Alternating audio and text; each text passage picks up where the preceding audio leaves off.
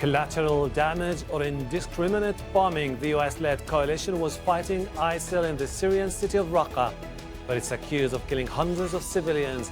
Amnesty International says that could amount to war crimes. So can the coalition be held accountable? This is Inside Story.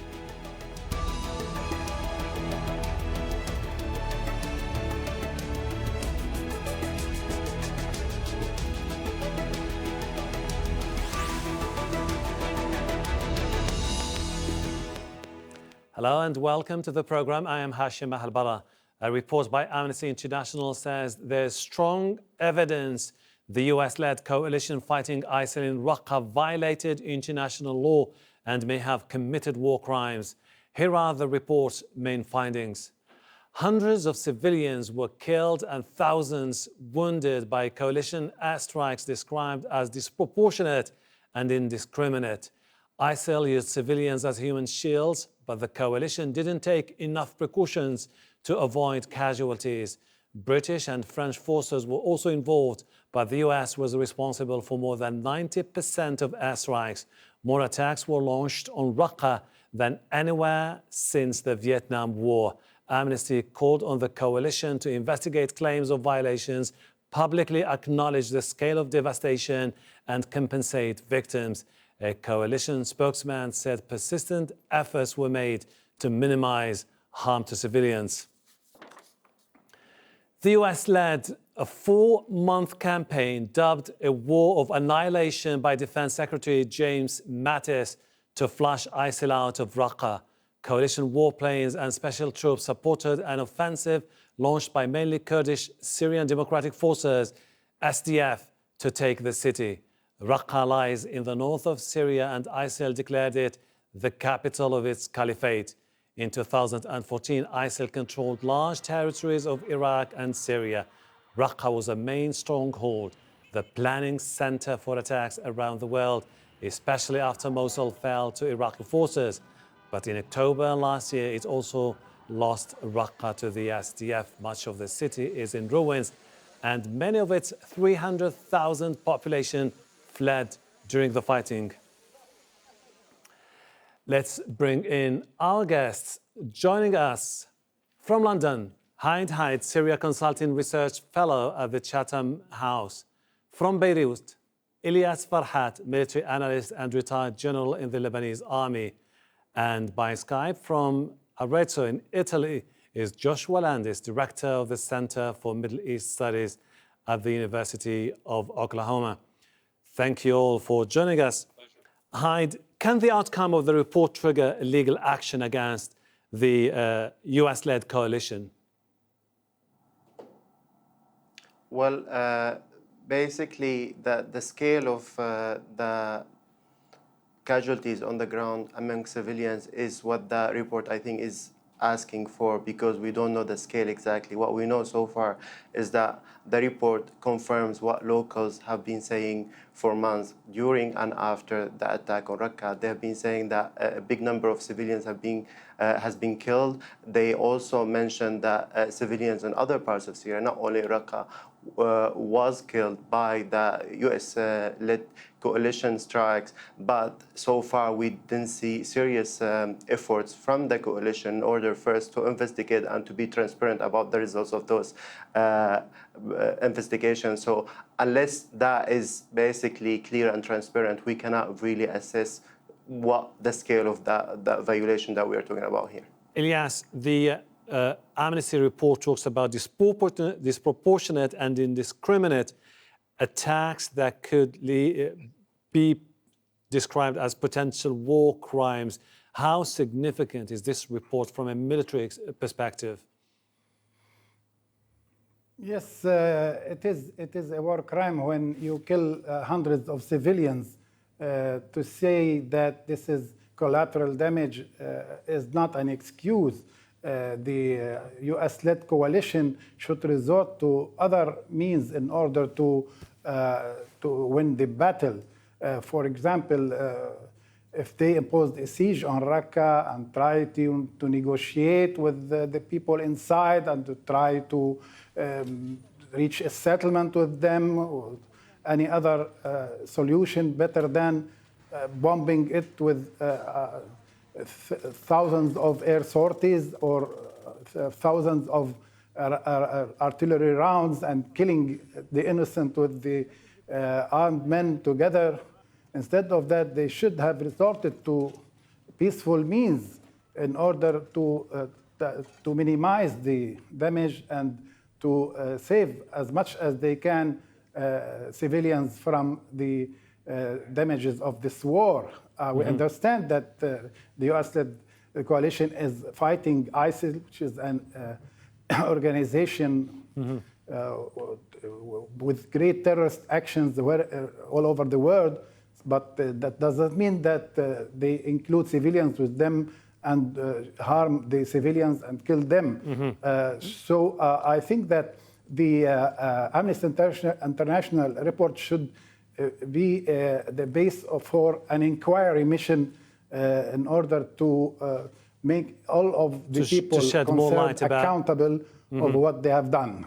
Joshua, the coalition said that it took extraordinary measures to minimize civilian casualties. But I mean, you see the Amnesty International report, testimonies from activists on the ground basically saying that areas were completely wiped out during the campaign to evict ISIL from Raqqa. Yes, we've seen this over and over again. If we look at Ramadi, we look at Fallujah, we look at Mosul, we look at Raqqa. That's, of course, on the coalition side. All of those cities, 85% of the housing completely destroyed. Lots of firepower. Many civilians were undoubtedly killed. But if we look on the Syrian and Russian side, of course, we saw the same thing. We saw tremendous condemnation on the part of the West towards the bombing of Aleppo, Homs, Daraa, many other places, and most recently, of course, the suburbs of Damascus and Ghouta. In all of these places, very similar situation. It just underlines how difficult urban warfare is and how brutal all warfare becomes. We look at this in reflection of Second World War, for example, where the war was ended in Japan, of course, by first firebombing Tokyo, the single largest day of death in the Second World War. And then when the Japanese did not surrender, after 130,000 were killed in one day, Hiroshima and Nagasaki, 200,000, mostly women and children, incinerated, not because they were of strategic importance, neither city was, but because they had been unbombed and they could be a demonstration effect. And this, of course, caused the Japanese to surrender. And this, in a sense, this lesson of using overwhelming, brutal force, breaking the morale of the people, is, in a sense, a lesson that lives on. And every army tries to do it, use overwhelming force. And we see that at the end of many wars, it leads to this kind of all-out brutality. And we see it here again. And, of course, the coalition tried to cover up their tracks to a certain degree by saying smart bombs, we're being extra careful, we haven't killed civilians, and being duplicitous, lying about the number of civilians that they killed. And yet we can't escape the fact this has wreaked tremendous human damage. And we're seeing the same thing in Yemen, where we keep on getting reports of 10,000 people killed because nobody's counting anymore. And all the newspaper journalists are complicit. They keep on using the word 10,000, and we know because in some that it's massively more than that. Mr. Joshua, and because in some of those areas, journalists are restricted from going to those areas to independently verify exactly what's going on. Hyde, following up with what Mr. Joshua was saying, do you think that this could pave the way for activists operating on the ground, different organizations to come together to try to uncover exactly what happened in Raqqa? Well, definitely, since the fighting stopped, I think we have a great opportunity for people to be able to verify what happened there. But for that to happen, there are a few issues that need to be taken into consideration. The first one is that those groups and individuals should be allowed to enter the area and be protected in that area, and they should be given access to different people in different areas, meaning whether some people were displaced to other cities or were detained, or they're living in displaced camps outside of Raqqa. That's one issue. The other issue is that they should be allowed to given access to military information. I understand that some of this information might be classified, but without access to those information, people will not be able to verify what happened, what type of basically ammunition was used, what the number, the official number that was reported, in order to compare it to the number on the ground. So few issues need to be taken into consideration in order for people to do that. So far, we didn't see that happening. The Amnesty basically delegation went there, was given access to people on the ground, but I think they were not given access to military information, and this is why they were not able to compare notes, and they were not able to come out with basically concrete figures.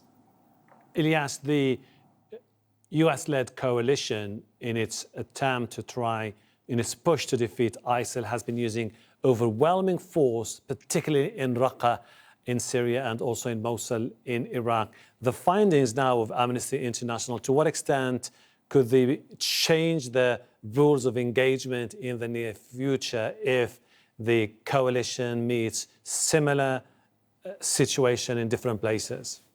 Amnesty in its report said that they interviewed dozens of people, and each one of them told what was with them and their families, how many people from their families were killed in the bombings of the US-led coalition. And they cannot stand still in front of these witnesses who saw their families being killed. So there are people killed, and there are someone who killed them, the US-led coalition. So what verification do we need now other than this witness and this proof from the US-led warplanes or artillery or missiles or other things?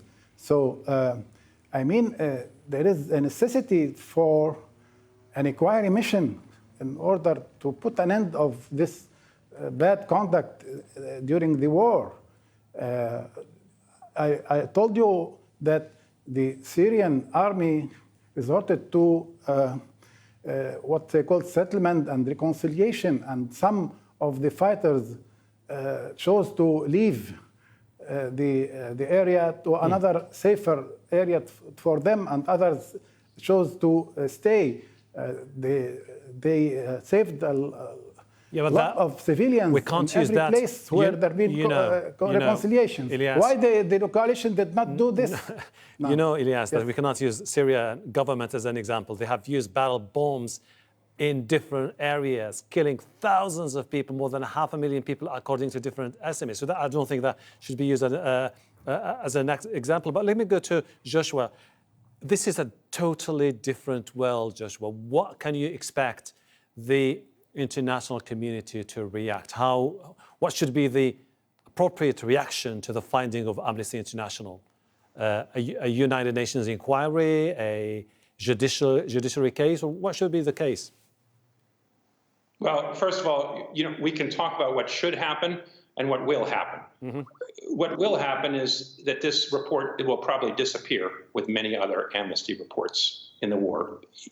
Part of the coalition is France, Great Britain, United States, all members of the Security Council.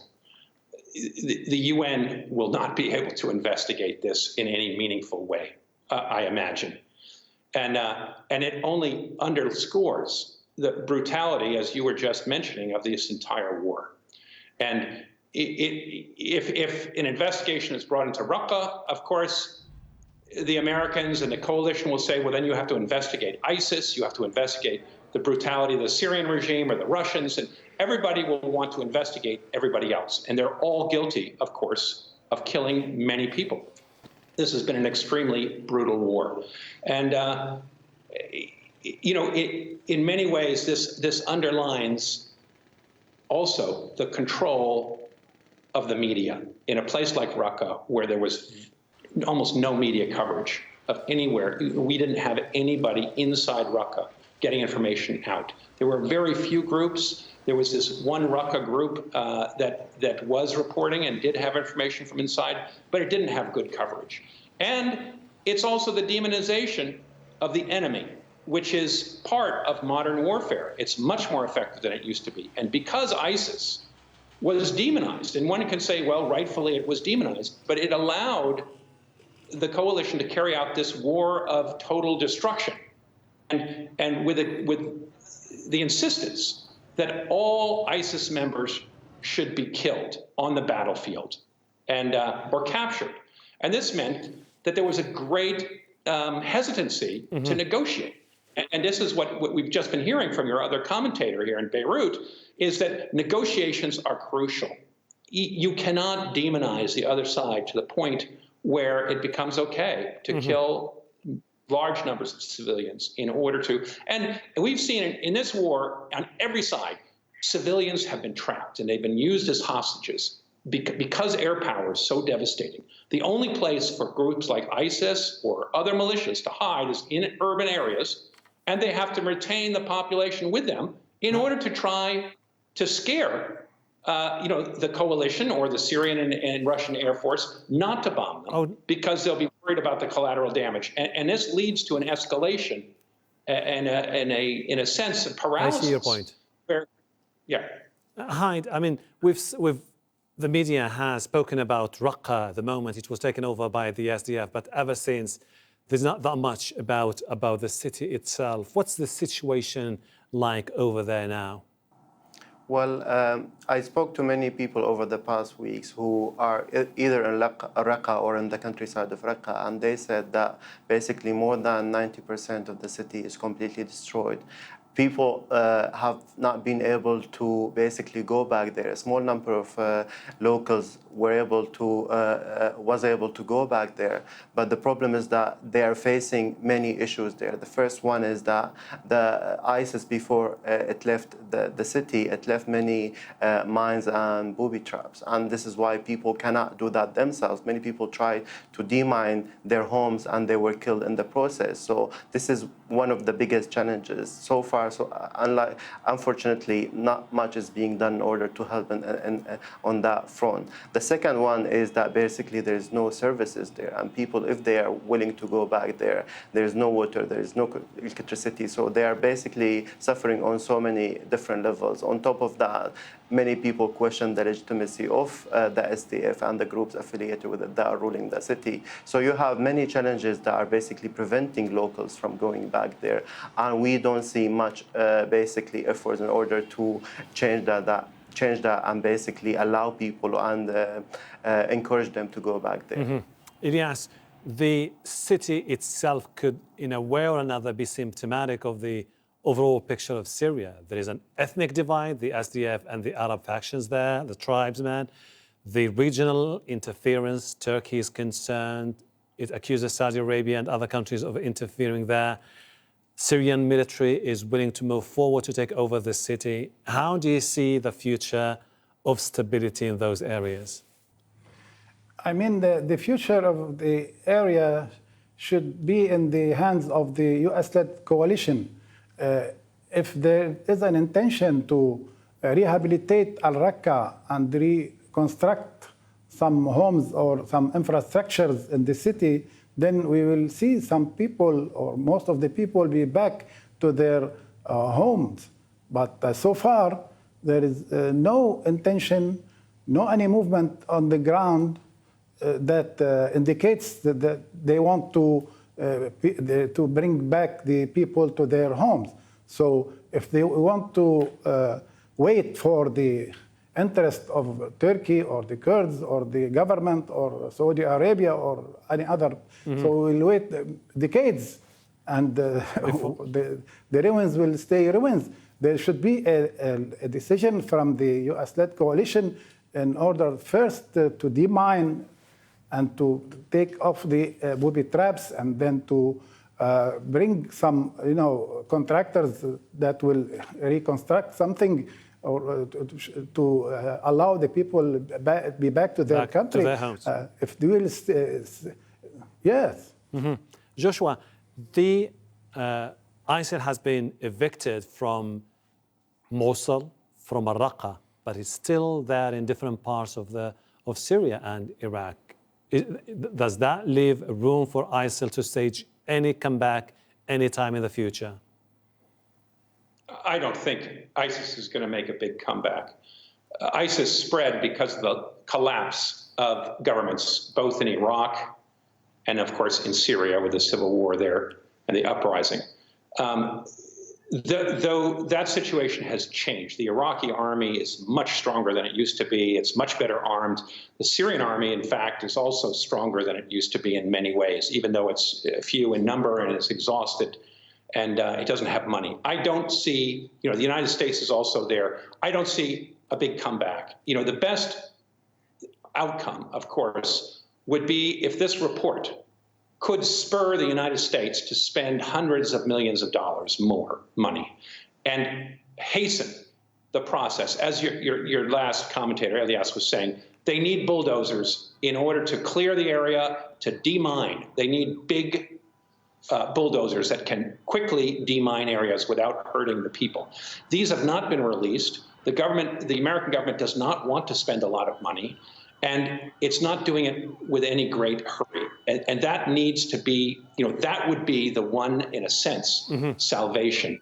If this report could spur the coalition into spending hundreds of millions more dollars and really putting some fire in their attempts to rebuild. Because otherwise, the underlying point you made in your last question, which is things are going to go wrong. It may not be ISIS that comes back, but we're going to see a lot of trouble in this region. This has been the poorest region of Syria for decades. It's troubled, as you say, between Kurds and Arabs. There's tribal violence. There are a lot of other minorities. And, of course, the geostrategic situation is terrible with America, Turkey, Assad, the Russians, all at daggers drawn. It's a tinderbox, and bad things will happen. The reason why I ask you about ISIL, and I will relay that same question to Hyde, is basically we've seen ISIL given a chance to leave Raqqa just a few days before it was captured by the SDF. But there are pockets of resistance in the south of the country, on the border with Jordan, and also in Deir ez-Zor, also in Idlib, where ISIL emerges from time to time. The issue here, I totally agree with what you are saying, and I think the possibility of ISIS re-emerging mostly as an insurgency is quite big, because if you look at basically the circumstances that allowed the group to flourish in the first place, it's just a symptom of the conflict in Syria and basically the grievances in Syria and Iraq. So it's not a cause, it's a symptom. And this is why we need to look at the causes that allow this group to flourish and emerge in the first place. So far, what we have been seeing is that there has been only military strategy in order to defeat the group and capture the territories that was under its control. But there has not been any comprehensive strategy in order first to deal with the grievances and deal with the root causes that allowed this to take place, to allow the group to emerge. For example, the large-scale killing that the regime and Russians and the Iranians are doing in Syria, that will basically allow ISIS and other groups to use that as a recruiting tool for years to come. So all those issues should be addressed, and the needs of the people on the ground should be addressed in order to prevent the group once and for all from re-emerging. Otherwise, unfortunately, we will most likely see it soon. Hyde, Elias, Farhat, Joshua, Landis, it's always good to have you on the program. Thank you very much indeed. And thank you too for watching. You can see the program again anytime by visiting our website, aljazeera.com. For further discussion, go to our Facebook page. That's facebook.com/AJ Inside Story. You can also join the conversation on Twitter. Our handle is @AJ Inside Story. From me, Hashem, Ahelbarra, the whole team here. Bye for now.